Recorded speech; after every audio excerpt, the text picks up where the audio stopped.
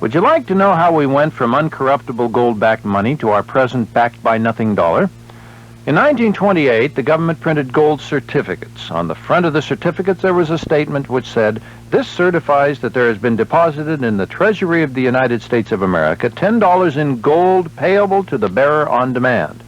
Now, with that kind of a dollar, the government had to be terribly cautious about how many dollars it created, or it could lose all of its gold to claims against it. Now, these were basically warehouse receipts for gold, and they were universally accepted. In fact, those warehouse receipts, or paper money, were created because citizens found gold and silver too bulky to carry around. Now, they were as good as gold because of their 100% backing. A similar Federal Reserve note, also issued in 1928, said essentially the same thing. The United States of America will pay the bearer on demand $10 redeemable in gold on demand at the United States Treasury.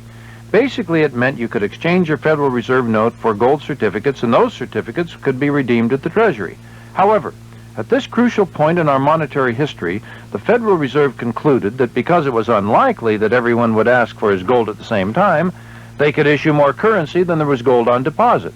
At that time, they were required to maintain only 40% gold backing, and they could issue 2.5 times as many Federal Reserve notes as they had gold to back them up. In effect, it was a 250% dilution of the currency. Now, there's an important difference between those two pieces of currency. While the $10 gold certificate was a certificate of deposit with $10 in gold coin at the Treasury, which could be claimed on demand, the Federal Reserve note was just what it says, a note, an obligation of debt. There was not $10 in gold coin on deposit, but only $4, and the bearer could only claim his $10, provided no more than 40% of the people wanted to do the same thing at any one time. The dollar evolved further with the Series 1950 Federal Reserve note promising, and I quote, "The United States of America will pay to the bearer on demand $10 redeemable in lawful money."